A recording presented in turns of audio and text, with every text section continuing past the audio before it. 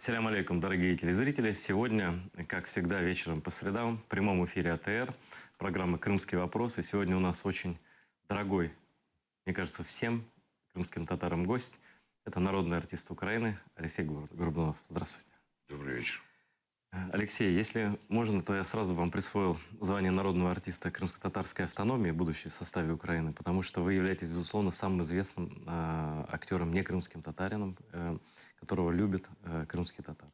И фамилию Горбунова знают все. Да, спасибо. Тронут и приятно. Но все-таки фильм Хайтраму снимали, поэтому много очень в это время. Кстати, канал АТР к нам приезжал чуть ли не каждый день, очень много репортажей снимали. Вот. Спасибо и всем татарам крымским. Всем поклоны, привет. Всем тем, кого я уже 2 года не видел. Вот. Но очень надеюсь, что все будет хорошо. Потому что мы теперь уже понимаем, что на политиков надежды мало. И вообще о политике говорить, я что 2 года душу разорвало в клочья.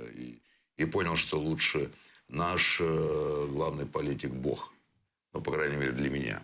Вот. Поэтому, конечно, молиться надо и думать все равно о хорошем, потому что та энергия, светлая, повторяю, энергия, которая должна пробивать все равно агрессию, она все-таки в наших детях, а будущее за нашими детьми. Поэтому нужно вот эти рисунки детские, которые у атошников развешаны, что меня очень поразило, когда я первый раз попал в госпиталь в Киеве.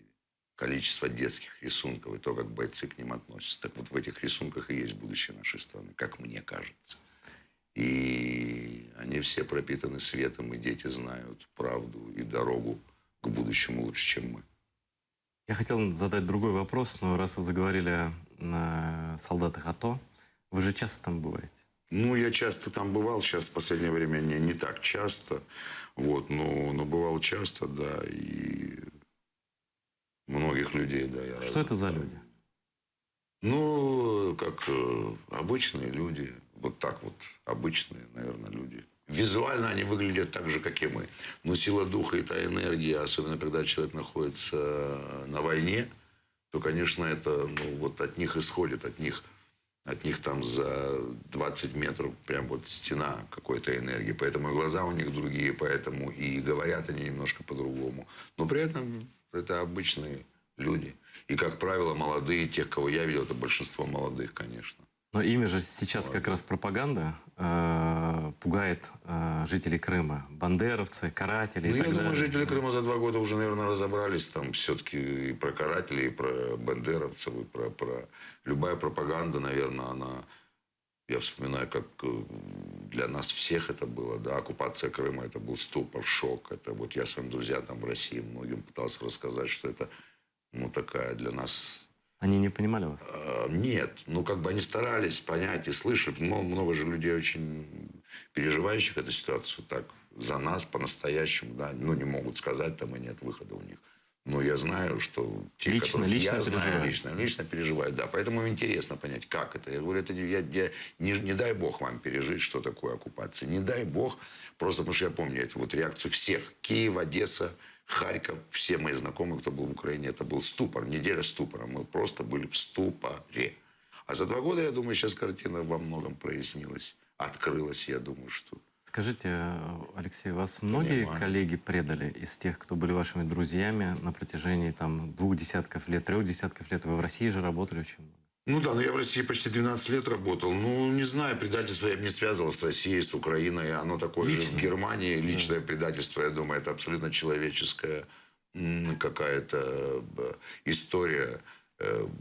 Предательство, оно без национальности, без территориальных принадлежностей. Это правда, но просто эта война же разделила так людей. Причем телевизор, я думаю, даже продолжает дальше делить. То есть в этом плане тут телевизионщики же стараются, и журналисты. Причем с обеих сторон, как я понимаю. Просто у нас все-таки там, да, там, ну, не знаю, 50%, так грубо сейчас условно говорю, да. Вот, но эта ложь, это все равно, она как бы ничего хорошего не дает, как бы усугубляет агрессию там с 2 сторон, да, по пути выхода искать какие, не понимаешь. Но мне кажется, что это как выступление Джамалы. Вот выступление Джамалы – это гораздо больший посыл всему миру и о крымских татар, и о Крыме, и об Украине, естественно. Причем, учитывая, что киевские, да, компьютерщики делали ей. И это Всё все сами, было да. просто очень... Это вот показали люди в очередной раз, что народными средствами, как то талант, душа и энергия, ну, тексты, естественно, тема, которую там выбрала Джамала. Вот, но это гораздо, как для меня, воздейственней. И весь мир одной песней узнает больше, чем делают политики там на протяжении многих лет. Это Стараются. правда. А тем более, когда не стараются. Ну да, нужно же от сердца, ведь люди же чувствуют биение сердец. Лучше всего говорить языком сердца. Поэтому у актеров, музыкантов гораздо больше оружия в руках, особенно у музыкантов, да, которые собирают стадионы. То есть сегодня группа «Океан Эльзы» делает гораздо больше любой политической там силы, мне Безусловно. кажется. Но смотрите, фильм, в котором вы снялись, Хайтарма, и вы сам в связи с этим фильмом стали мишенью пропаганды. Фильм был запрещен в России, несмотря на то, что получил, но получил Ник уже, как лучший получил фильм лучший стран СНГ и фильм, Балтии да. там, и так далее. Да. А вот какие вы актеры, которые работали и в России, и в Украине, и вдруг... И в Польше, и в Германии, и во Франции. Но вот да. все-таки вы ожидали, что в России фильм могут запретить? Вы думали об этом? Нет, мы же тогда с Ахтемом просто вообще были в таком же шоке, потому что как бы все шло замечательно, нормально. Мы снимали кино. Честь и хвала, кстати, Ахтему и всей группе, которая работала над картиной Хайтарма, потому что, ну, действительно, за 25 дней или за 26 сняли Что-то такую немыслимое, картину. да. Это немыслимо. В моей многолетней практике работы в кино это первый раз за 25 дней, первый раз полнометражную картину. Причем картину о войне, картину о депортации, да, где 3 дня только снимали Бахчисарай, вокзал, где это сложные, тяжеленные съемки были. Тем не менее, сняли. Почему? Потому что была, наверное, боль на сердце, потому что Ахтем эту идею давно вынашивал. Все, кто помогали ему, естественно, все этой темой были... Но это была общая вообще такая это была идея. общая идея, Это общая и боль. Ахтем, Ленур Ислямов, Ленур, все люди, естественно. которые... Да даже любая бабушка, которая приходила сниматься, Бабушек она... такие были, Расскажите бабушки про них, рыдали, да. когда снимали, это было поразительно, когда снимали в Бахчисарае депортацию, и бабушки, которые маленькими детьми уезжали с этого же вокзала, потому что слышал истории, Ахтем рассказывал, они в обморок падали, они переживали по новой, только уже в возрасте своих бабушек и мам. Они же были маленькими детьми, там 3-4 года, 5 лет было кому-то. Но у них вот сколько прошло лет, и люди прям это было удивительно, поэтому это все так правдоподобно. Я удивился, что в массовке так люди, действительно там многие плакали. Ну, не сыграешь так, короче. Вообще там это не сыграешь. это тот фильм, когда, поразительно. не умаляя, безусловно, ваших актерских достоинств, и Ахтема, и вообще всех актеров, которые играли, режиссера, и продюсеров, всех, мне кажется, вот это тот удивительный фильм, когда главным героем которого является массовка. Ну, народ, да. Ну, Да. фильм же про людей, про депортацию. Это настоящие люди. крымско-татарских. Это многие те, которые действительно... И Ленур очень боялся. Я помню, что, не дай бог, с кого-то сердце схватит, люди пожилые, и что-то произойдет такое, да. Ну, Слава богу, все опасения, живы да. остались, да, но переживания это были... переживание убедительно было. Это прям, я говорю, до сих пор уже, там, не знаю, там 5-й раз смотрю картину, именно эти сцены пересмотрю. И они просто сняты, там ничего нет, там сложного ничего нет. Она вообще вся очень просто снятая, в этом заслуга и сила картины. Ну, честная, правдивая картина. Снята за короткое время. Ну, говорю, с сердцем, с душой. Сегодня нужно говорить все равно языком сердца. Вообще, какое счастье, что успели снять эту картину. Это сейчас только понятно. Вообще, За да, я год до говорю, всего я этого. не мог долго понять, почему так ее вдруг там начали. Тогда же в премьеру вдруг начали еще. Ахтем полетел, звонил, говорит, что-то тут не понимаю. Отмена какая, чего отмена? И вот опять, и прошло 2 года, всем стало все понятно. Да. Я уже не знаю, каким надо сегодня быть там, да. Какой сборки человек должен быть. И сколько ему лет должно быть, чтобы не отдуплять за 2 года, что происходит. Причем... Ну, в общем, Неважно даже, где ты реакция на Хайтарму в России тогда, она вот предвещала то, что потом случилось, в общем. Ну, я, честно говоря, не знаю. Я как-то Нет, это так не об этом связанные же не вещи, думал в смысле, даже. это не Вообще. то, что там как-то Это в прямо результате, связано. наверное, так Но получилось, настроения да. такие. Россия уже тогда оправдывала Сталина. Хайтарму она не могла принять, потому что это фильм против Сталина, а культ Сталина уже дошел до такого вместе с культом Путина. И все вот это как бы атмосферно привело к тому, что случилось в итоге. Ну, может быть, не знаю. Я так не копаю. Там, и просто хорошая картина. которая уже неважно живет, она сегодня обретает другое значение. Сегодня, когда Да, показывают да. Хайтарму, она даже я смотрю, говорю, 5-й раз.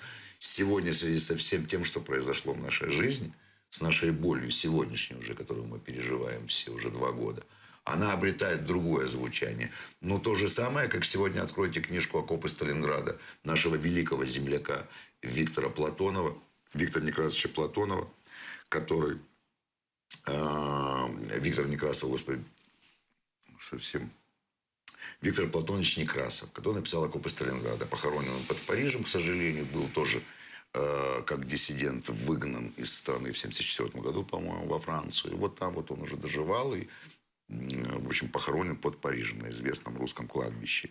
Но эта книга о войне лучшая. Сегодня, открывая войну «Окопы Сталинграда», роман, который конкретно о Сталинградской битве, это все по-другому читается, абсолютно. Это уже то, что мы, наверное, пережили вот в связи с этой войной уже сегодняшней. И многие вещи, которые говорю, я не понимал их, читая. Я на радио очень давно, лет 10 назад, стал читать «Окопы Сталинграда», записал аудиокнигу, вот, которую послушаешь, наверняка услышишь точно ноты сегодняшнего дня. Это удивительно. Столько лет книги. Это вас тронуло особенно в связи с АТО, да, что вы были на войне и слышали таких же людей. Слышал таких же людей, слышал те же молодые пацаны, которым сегодня по 20 лет. Ему было 20 лет, он ушел на войну. Ну, правда, жуткое дежавю. И все то, что в окопах пишет он, причем это настолько написано по-человечески, как-то не столько даже там о войне, а сколько вот о том, что человек переживает. Сам, что да, лично. Это те же переживания сегодня у пацанов, только сегодняшних 20-летних. То же самое. Это удивительно, поразительно, и там правда. Там правда. Я вот насчет правды.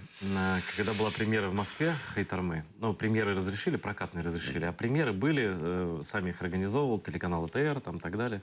И на премьере, после премьеры, я уж не помню кто, но кто-то из там, мы собрали таких, ну, лучших людей Москвы, там, историков, правозащитников, кого могли, всех собрать, журналистов. Кто-то сказал, это очень честный фильм, но в этом фильме есть один герой, которого не было. И это, конечно, герой, которого играли вы. То есть в реальности такого НКВДшника не существовало.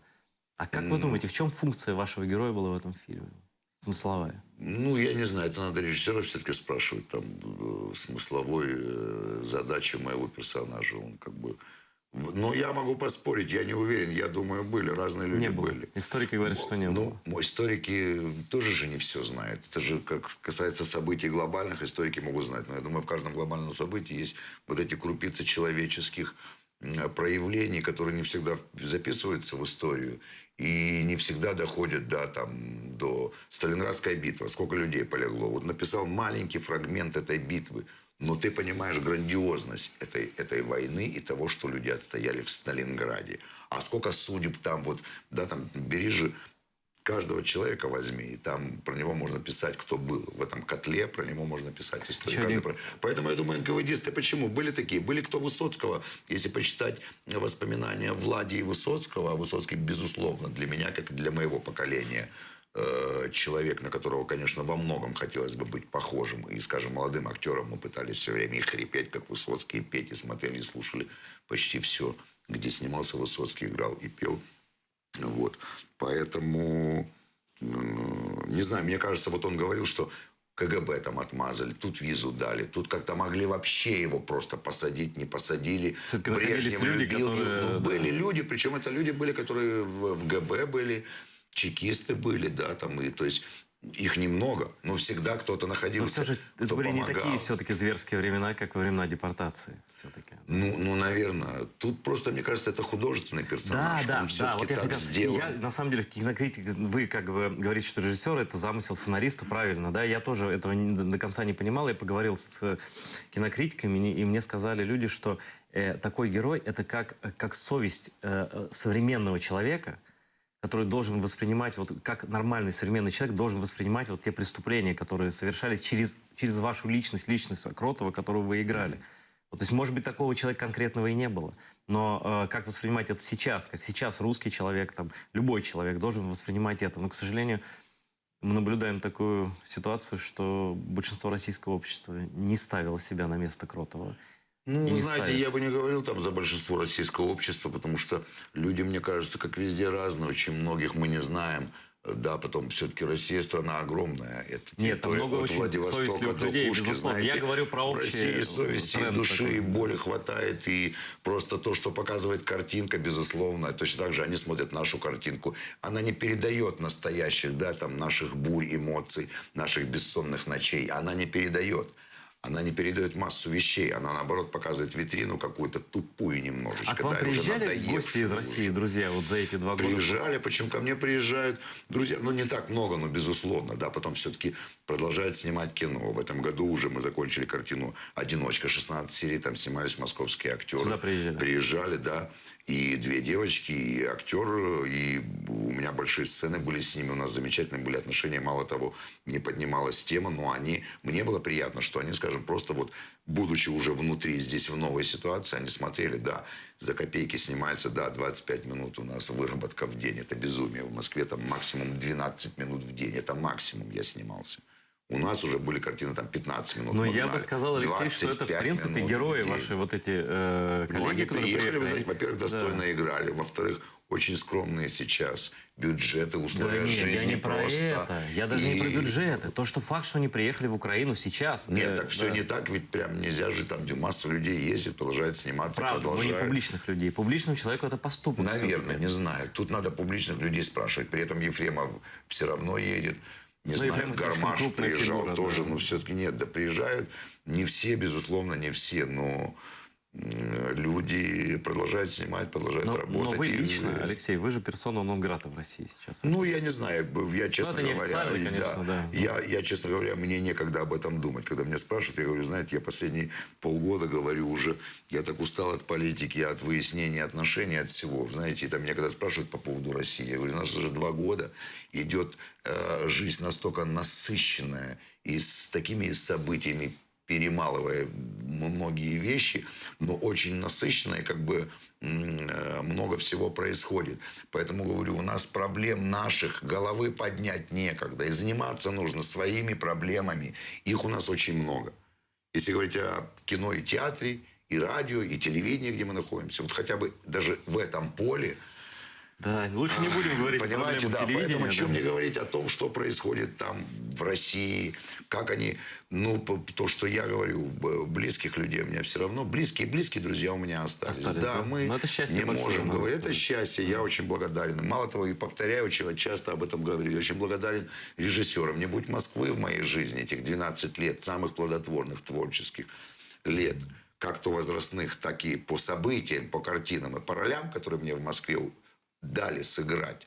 Я не знаю, сыграл бы я, скажем, находясь здесь или в другой стране. Ну, смотрите, Не знаю. вы Лучше я сейчас... сыграл в Москве за вот эти 12 лет. Ну, это Лучше. понятно. Ну- И я благодарен режиссерам, и актерам, и сценаристам, продюсерам, которые меня брали. Брали и во многом очень благодаря Ну, им. я считаю, что я им всё- за честь было вас пригласить, потому что вы один из сильнейших актеров вообще Но на я постсоветском пространстве. стал все-таки, это пройдя эти 12 лет в Москве, потому что лучше, я повторяю, сыграл в Москве. И если бы, скажем, взял меня Олег Меньшиков в театр, в котором я 8 лет все-таки проработал у Олега Меньшикова, в театре я проработал 8 лет, за что, безусловно, я очень благодарен, поскольку я большой перерыв был в Киеве, я не играл, поскольку у меня был уже клуб Аль Капоне, я занимался, радио было, и только-только начинали у нас Сейчас сериалы нормально всё? восстанавливаться. Ну, Ну, я вас долго не мог позвать на эфир из-за съемок просто. потому ну, что вы были снимаете съемки, много, говорю, да. 16 серий сняли, заканчиваем картину «Правила боя». Наконец-то про бокс. Наконец-то. Алексей Шапарев, кстати, заканчивает съемки картины, которую снимал «Гвардию».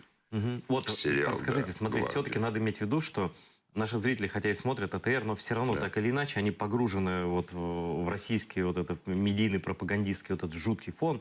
Люди, конечно, все понимают, но они все равно не все знают, что происходит. Вот расскажите о ваших последних работах, киноработах, что стоит посмотреть из того, что вы сделали за последние 2 Ну, года. во-первых, это еще... Я вообще всем советую посмотреть «Саранчу». Это вот есть картины, которые в России из тех, которые последние, ну, вот там в 2013-2014 году вышли. То, что успели «Саранча» в снять там. 2015, да. Советую всем настоятельно вот посмотреть российская картина «Саранча». Вот, очень хорошие молодые ребята там играют, причем в Одессе снимали. Ну, мои сцены в Одессе и в Москве было 2 дня.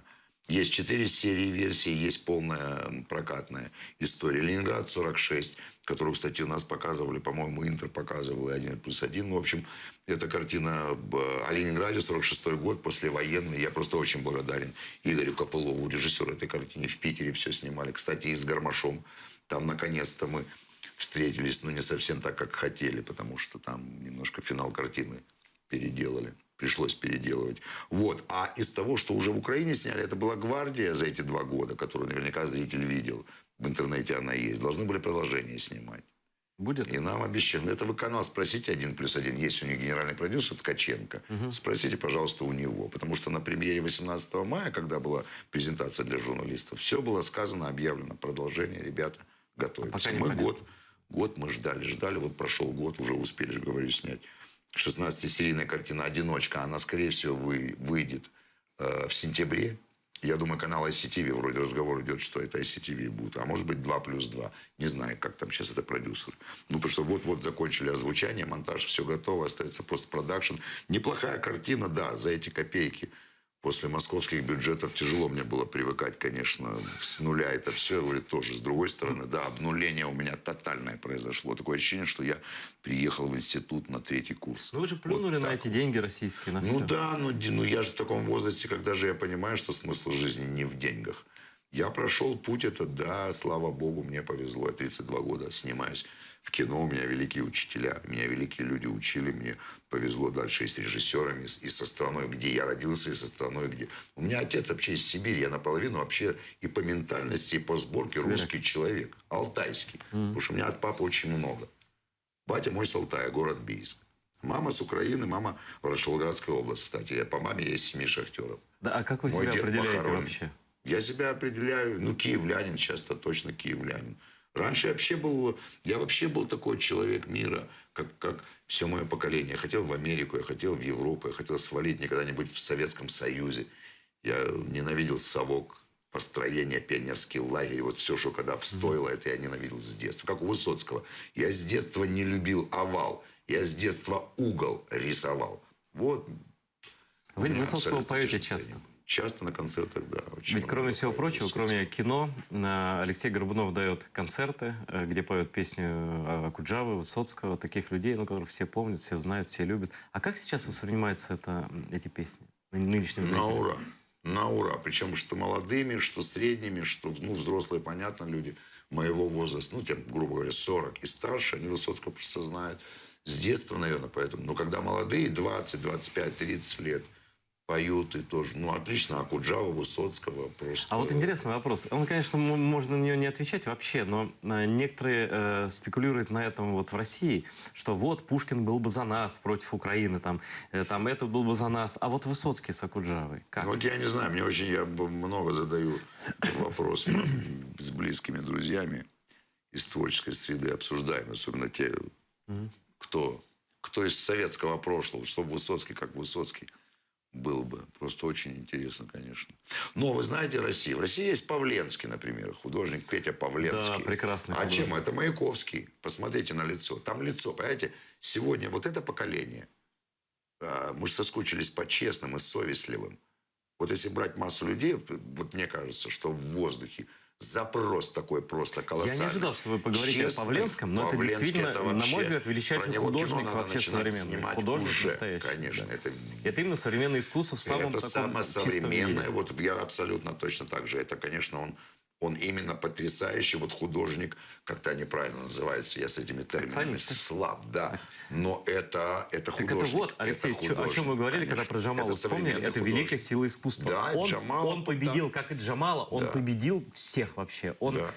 С ним ничего, ни система российская, ни вот эти карательные органы, ничего сделать не смогли. Ведь никому даже в голову не пришло сделать такую акцию, подойти, облить бензином Да, там, но он двери перед ФСБ. этим еще шины поджигал и Он делал перед этим Майдан. еще много чего делал, Когда, да. и Да. масса перед этим зашивала себя на Красной площади. Но это вот сегодня художник такой. Вот я думаю, Высоцкий бы транслировал примерно то, что делает Павленский. В принципе, Только он Высоцкий сердце Он и прибивает был гвоздями. отчасти, наверное, да. Павленским в то время, в том плане, что он... ведь даже так, вот Павленский же открыто не говорит, делай то, не делай этого, там, да, он же не политикой занимается, а искусством. Художники не А должен Высоцкий, говорить, а да, Высоцкий да. же, он впрямую вроде бы, да, Ну, там были какие-то сатирические песни, но в целом это были просто песни правды. Они воспринимались как оппозиционные, его запрещали. Ну, Да. естественно, Хотя да. вроде бы так посмотреть, ну а Его что там? запрещали, но Да. те, кто запрещали, слушали. Вот в чем дело. Ну вот на этом Вот СССР и рухнул, потому что в они чем врали дело. сами себе. в итоге. Слушали Высоцкого. Брежнев любил его. Там же ходила, ну, не знаю, легенда в Москве. Многие мне рассказывали, что 2 Мерседеса были в Москве у Брежнева да, и у Высоцкого. Брюсова. Сейчас можно себе представить любого руководителя страны, чтобы разрешили звезде какой-нибудь, чтобы руководители страны другие были. Немножко. Ну, как бы, да, там дети говорят, вот, как там в Советском Союзе, говорят, там не так просто, как вам кажется, было. Очередь, вы не понимаете, что это, выход за границу, забудьте, что это такое, да, там, джинсы третий человек донашивает. Ну, у меня так, по крайней мере, в юности было, да, масса же было геморрой, 3 смены мама работала, отца мы не видели, потому что все время командировки, ну, как бы там, да, колбаса, да, 2 рубля Но килограмм. сейчас в Крым Советский Союз возвращают.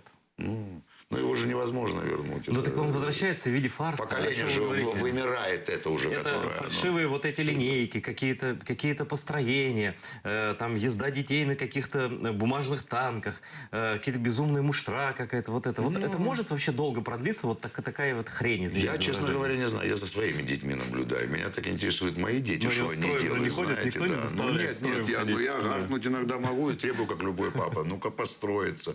Не факт, что они строиться будут. Но я, честно говоря, просто внимание больше обращаю, да, на... Это я просто про другое. Дело в том, что там это уже начинается школа, детский сад, уже начинается программирование на ну и какой-то... пусть это же- Вот то, что вы ненавидите, на это групповое поведение, на эти маршировки, на все, на все. Поэтому, да, хорошо, что мы не маршируем, слава богу. Давайте дальше заниматься своим делом. а вы знаете, Алексей? Вася Ломаченко стал чемпионом, дважды чемпионских, 2 пояса чемпиона мира у Васи Ломаченко. 7-й бой, 2-й пояс чемпиона мира. Это уникально. Это единственный случай в профессиональном боксе. Мне рассказывает товарищ Сережа, который консультантом работает сейчас в картине «Вот правила боя». Вася приезжает из Америки, там вся Америка, они Ну, в в шахах Нью-Йорке. здесь никто не да, знает, Да, да. в этом самом Мэдисон Сквер Гардене идет Ну, там бой, бокс HBO, любят, все телеканалы снимают. Вася приезжает сюда, один канал 24. Это всегда и в Советском Союзе так было это? тоже. Не, ну да. как чемпион мира Вася Ломаченко, величайшая звезда, величайшая, о котором Тайсон сказал, этот будет номер 1. Тренер его дядя Толя. Анатолий Ломаченко. Про него книгу писать и кино Ну, Алексей, отдельно спасибо, что снимать нашим зрителям надо. сказали еще и про боксера. Ну как, ну, потому что хорошего. это На самом деле, великий очень боксер талантливый. Саша Уси, который в Крыму живет. Я хочу, знаете, сейчас Это- передача у нас заканчивается. Вы говорили о детях. И я вспомнил. Сейчас вот эти дети в Крыму живут, которые, они украинские дети, а сейчас их заставляют всякой ерундой заниматься. Они, знаете, что делают? Они не поют гимн, например, российский. Они приходят на выпускной в Бахчисарае. Крымские татарские дети пришли в кедах с надписью «Крымца Украина», в цветах украинского флага. Вот это, на мой взгляд, вот это такие цельные личности. Вот, может Конечно. быть, за ними будущее Так есть. это и есть самое ценное, я считаю, в нашей жизни. Конечно, будущее только за ними. Это самое ценное, что у нас есть. Вот дети, которые пришли в кедах, и вот то, что я говорю, это как рисунки детей. В них столько света, правды и чего-то настоящего. И вот там Украина. Вот в детских рисунках Украины больше. Для меня лично, я говорю свое мнение. Алексей, это вот как майки. Спасибо вам огромное за то, что пришли, Вам за спасибо. этот человеческий разговор. Разговор с актером – это не разговор с чиновником, не разговор с политиком. Это совсем другая история. А тем более с актером, который не просто лицедействует, а переживает то, что происходит сам. Спасибо огромное. Спасибо. Всего доброго вам, дорогие телезрители. До встречи в следующую среду в это же время. Всем добра.